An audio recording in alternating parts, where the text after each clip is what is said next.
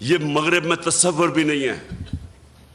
اور اس کا جو منشی اسحاق ڈار وہ جو آیا ہے یہاں پہنچا ہے, سوچیں کہ اس کو نیب نے بلایا, پوچھا کہ تمہاری پراپرٹیز کدھر سے آئی ہیں,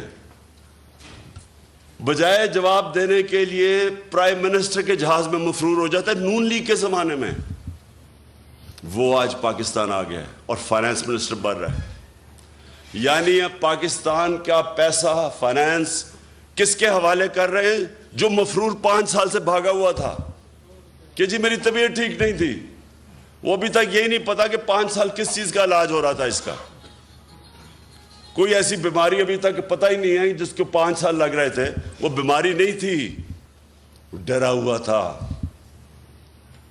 اور تب اب ڈیل کر کے یہاں پہنچا ہے, اور اب آ کے پاکستان کا فائنانس منسٹر بنے گا. 22 کروڑ قوم کی, یعنی آپ کے خزانے کے اوپر بیٹھے گا. بلے کو بٹھاؤ گے دودھ کی حفاظت کرنے کے لیے,